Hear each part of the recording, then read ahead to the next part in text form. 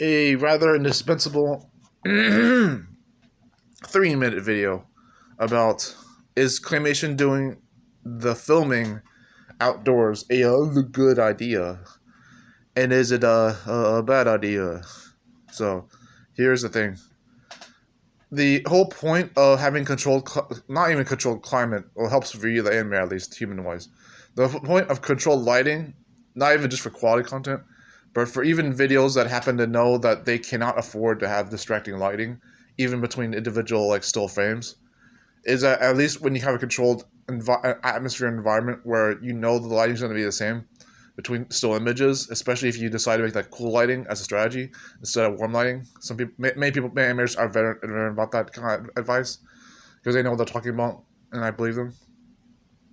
And I see it happen. I see it work that way too, but they're talking about having the lighting be so still that you don't have distracting frames, because any of the frames being different could be a distraction.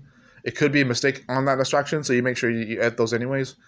But the whole point is to make sure that the lighting is controlled. And you can't do that outdoors because the sun's always changing its position on the sky, and therefore casting shadows and different lighting sceneries.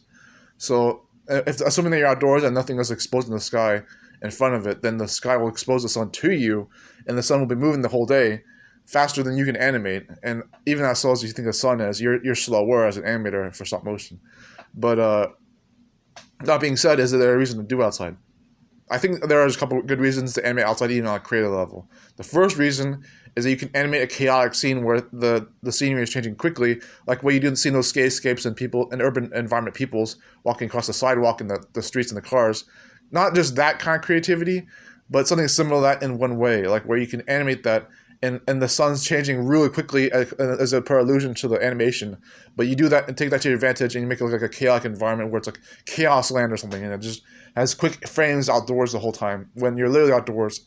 But you could do it. You could even do a background design around that, and it would look like you're actually animating a chaotic environment or chaos land or whatever. A second reason you do this is that you actually have more controlled lighting than you would indoors, and you do this by being very clever in shot listing how you orient the sun's movements to your claymation. And this depends on what you're doing with it.